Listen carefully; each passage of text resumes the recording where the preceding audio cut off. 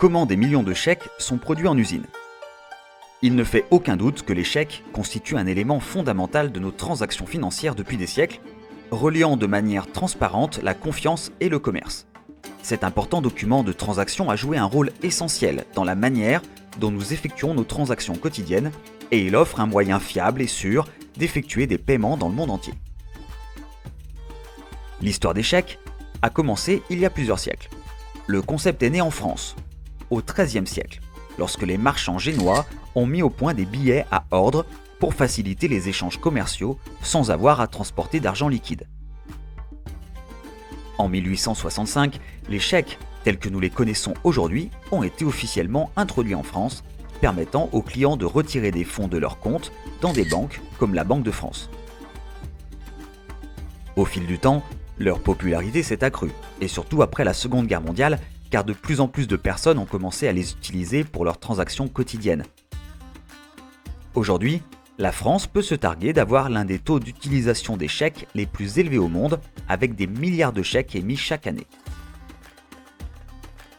Pour des millions de personnes dans des pays comme la France, les États-Unis et le Canada, il s'agit d'une réalité commune, tout cela grâce à l'humble chèque. Et si je vous disais que malgré l'essor des paiements numériques, des millions de chèques sont encore produits chaque jour grâce à des technologies et des mesures de sécurité avancées, le croiriez-vous? Eh bien, restez à l'écoute pour découvrir la technologie d'impression sophistiquée qui sous-tend la production des chèques et les raisons pour lesquelles ce mode de paiement traditionnel n'est pas prêt de disparaître. Processus de production. Le voyage commence bien avant que les chèques ne parviennent à votre banque, avec un élément crucial, le papier. Les chèques sont essentiellement produits à partir de deux composants majeurs, le coton et les fibres de bois. Contrairement au papier ordinaire, le papier à chèque contient souvent un mélange de fibres de coton, ce qui le rend plus résistant à l'usure que le papier à base de pâte de bois. Le processus de production commence par la récolte du coton. Observez attentivement cette machine spécialisée, appelée cueilleuse de coton, qui utilise des broches tournant à grande vitesse pour extraire les fibres de coton des capsules de la plante, tout en laissant la plante intacte. Lorsque la barre du cueilleur de coton tourne, elle entre en contact avec un doffer qui essuie le coton sur le fuseau. Ce coton extrait est ensuite transporté par un système de transport pneumatique dans un panier de collecte. Un ouvrier au sol, actionnant le moduleur, comprime et lie ce coton extrait au grand module rectangulaire avant de l'envoyer à l'usine pour traitement. Outre le coton, le bois est également un élément essentiel de la production de chèques. Observez attentivement comment les abatteuses groupeuses coupent rapidement les arbres à partir de leur base et les rassemblent en grandes bottes. Contrairement aux cueilleurs de coton, le processus de récolte du bois fait appel à des machines de coupe dotées de lames très tranchantes, vibrant à des fréquences très élevées. L'abattage d'arbres provenant de forêts durables permet de garantir la qualité optimale du bois obtenu et de gérer de manière responsable l'approvisionnement en bois pour ce processus.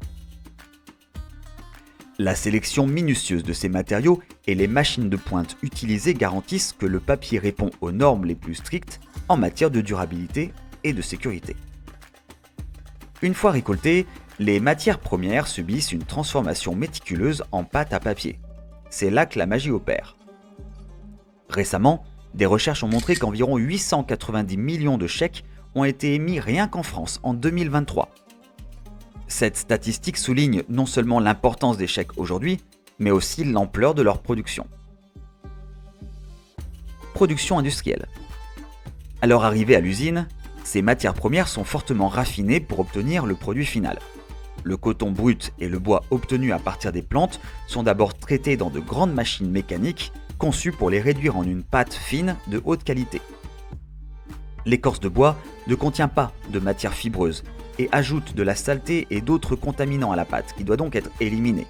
Les ouvriers de l'usine chargent mécaniquement les grumes de bois à pâte dans des écorceuses hydrauliques qui utilisent des jets d'eau à haute pression pour enlever l'écorce efficacement sans endommager le bois.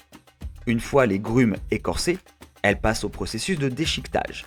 Dans ce processus, les gros morceaux de bois sont coupés en petits copeaux uniformes à l'aide d'une déchiqueteuse afin d'améliorer l'efficacité des processus ultérieurs. Les ouvriers inspectent ces copeaux pour s'assurer qu'ils sont de taille uniforme en éliminant toutes les impuretés et les copeaux de taille irrégulière. Les copeaux qui ont passé cette inspection sont ensuite transportés pour être cuits. Les copeaux de bois sont cuits dans de grandes cuves avec une combinaison chimique d'hydroxyde de sodium, d'eau et de sulfure de sodium dans le processus Kraft sous haute pression et à haute température, ce qui dissout la lignine et par conséquent casse les copeaux pour libérer les fibres de cellulose. La qualité de cette pâte est très importante car elle constitue la base de chaque chèque produit. Dans la section coton, le coton brut obtenu est chargé par l'eau dans une machine de traitement qui ouvre les touffes denses de fibres des balles de coton égrenées. La fibre est introduite dans une trémie qui sépare mécaniquement les touffes de fibres, puis la fibre ouverte est acheminée dans une série de technologies de nettoyage très avancées qui éliminent une grande partie des matières végétales telles que la tige, le tronc et les feuilles, ainsi que les matières étrangères et les déchets, laissant derrière elles le coton purifié. Le coton est ensuite descendu dans de grandes cuves appelées kyères, qui sont régulées pour accélérer le processus de purification par voie humide. Ensuite, une solution contenant de l'hydroxyde de sodium est pompée dans le kyère pour décaper le coton. Lorsque le kyère est chauffé et pressurisé, la solution alcaline est continuellement pompée à travers le gâteau de coton. Pendant ce temps, les cires de la fibre sont saponifiées, la matière végétale restante est ramollie et les pectines et autres matières non cellulosiques sont mises en suspension pour pouvoir être éliminées par lavage. Après environ 30 à 180 minutes, à des températures élevées comprises entre 70 et 90 degrés Celsius et à des pressions d'environ 15 à 30 psi, pour permettre un décapage complet, les cires saponifiées et les matières en suspension sont rincées à l'eau douce. Une fois le rinçage de décapage évacué, une solution purifiante est pompée dans le kyère. Comme le processus de récurage a ramolli les matières végétales restantes, l'agent purificateur peut pénétrer plus efficacement dans les matières végétales et les rendre blanches. Après un certain temps, la solution purifiante est rincée à l'eau douce et la cuve est vidée. À ce stade du traitement du coton, toutes les impuretés et les colorants de la fibre ont été éliminés et les fibres de coton sont de la cellulose pure. Fabrication du papier. Une fois la pâte préparée, il s'agit de la transformer en une feuille continue. Les pâtes triées obtenues à partir du coton et du bois sont mélangées à de l'eau et à divers produits chimiques, notamment des agents d'encollage et des additifs destinés à améliorer les propriétés telles que la solidité et la résistance à l'encre. Les températures au cours de ces processus peuvent atteindre jusqu'à 160 degrés Celsius afin de garantir une décomposition et un traitement complet de la pâte. Formation. Il s'agit d'une étape essentielle du processus de fabrication du papier qui consiste à transformer la pâte en une feuille de papier continue. Dans la section de formation, la pâte à papier est pompée sur un tamis ou un fil métallique en mouvement. Au fur et à mesure que la pâte se déplace le long du tamis, l'eau est évacuée et les fibres commencent à se lier entre elles pour former une feuille de papier humide. La consistance et la vitesse d'écoulement de la pâte sont soigneusement contrôlées par les ouvriers afin de garantir que la feuille de papier possède les propriétés souhaitées, telles que la résistance, le lisser et l'épaisseur. La bande de papier humide passe ensuite dans la section presse, où elle est pressée entre 2 ou plusieurs rouleaux pour éliminer davantage d'eau et améliorer la densité et la résistance du papier. Ensuite, le papier est séché dans la section de séchage à l'aide de cylindres chauffés à la vapeur avant de passer dans la section de calendrage pour améliorer la finition et le lissage de sa surface. Ce processus est essentiel pour la qualité du produit final car il peut affecter les propriétés de surface du papier telles que le lisser, la porosité et la formation. Appuyez sur. Cette étape consiste à faire passer la bande de papier humide à travers un ou plusieurs jeux de rouleaux ou de presse qui expulsent l'eau et aplatissent le papier. Ce processus permet d'améliorer la densité, la résistance et le lisser du papier en éliminant l'excès d'eau et en consolidant les fibres du papier.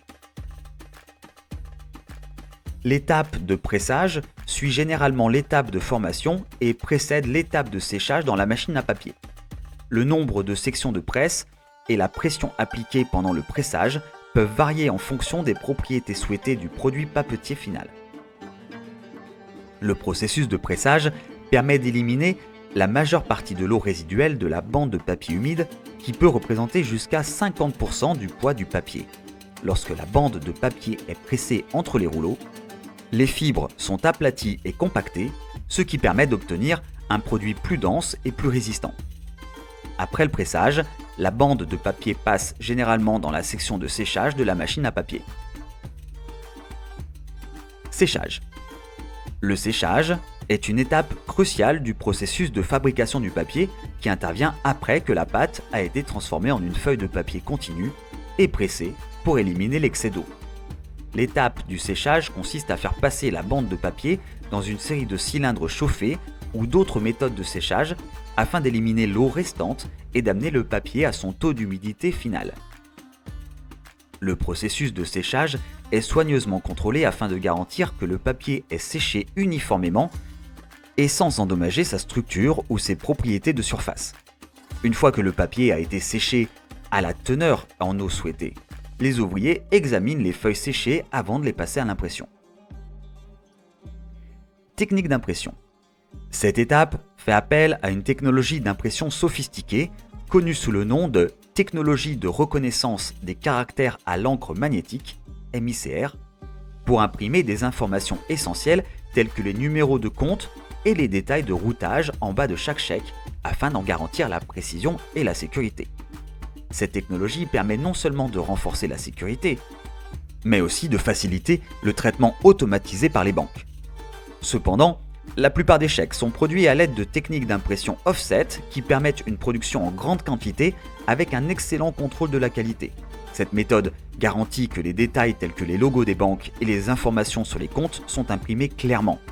Lors de l'impression, divers éléments de sécurité sont intégrés à chaque chèque, notamment des micro-impressions, des motifs d'encre invisibles et des hologrammes qui empêchent la contrefaçon. Contrôle de la qualité. Le contrôle de la qualité est primordial dans la production des chèques. Les matières premières utilisées dans la fabrication du papier sont correctement contrôlées par les ouvriers pour vérifier la qualité, les impuretés, l'humidité et d'autres facteurs susceptibles d'affecter la qualité du produit final. Le processus de fabrication est également contrôlé rapidement pour s'assurer que chaque produit se situe dans la fourchette des paramètres acceptables. Les employés procèdent également à des inspections visuelles pour s'assurer que chaque chèque répond aux normes de qualité avant qu'il ne quitte l'usine. Des systèmes automatisés avancés analysent chaque chèque pour détecter les défauts et les incohérences dans l'impression ou les caractéristiques de sécurité. Le rôle des machines.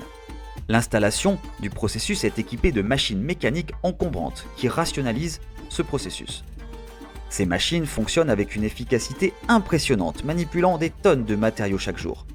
Elles veillent à ce que chaque étape du dépulpage au séchage soit réalisée avec précision. Des pays comme la Chine et l'Inde sont en tête de la production mondiale de chèques en raison de leurs vastes ressources et de leur technologie de fabrication avancée. Ensemble, ils produisent des millions de tonnes de papier pour chèques chaque année. Pourquoi les chèques sont là pour rester ? Malgré l'essor des méthodes de paiement numérique comme le Bitcoin et les applications bancaires mobiles, les chèques continuent de s'imposer sur différents marchés, y compris en France, car ils offrent des avantages uniques en termes de conservation des documents, de sécurité et dans de nombreuses régions. Il existe encore un fort attachement culturel à l'utilisation des chèques pour certains types de transactions, comme le paiement des loyers ou les achats importants. Comme nous l'avons vu aujourd'hui, la production de chèques est un mélange fascinant d'histoire, de technologie et d'artisanat qui maintient ce mode de paiement traditionnel en vie, même à notre époque numérique où tout va très vite. Protection de l'environnement. De nombreuses usines utilisent désormais des pratiques durables en s'approvisionnant en matières premières de manière responsable et en mettant en œuvre des programmes de recyclage des déchets de papier. Des innovations telles que les chèques électroniques ont également contribué à réduire considérablement la consommation de papier. Des humbles débuts en tant que matière première à l'intégration dans notre système financier, la production de chèques est un voyage fascinant fait de technologie et de tradition. Alors que nous continuons à adopter les paiements numériques, les chèques resteront un élément précieux de notre économie en particulier sur des marchés comme la France, où leur utilisation persiste.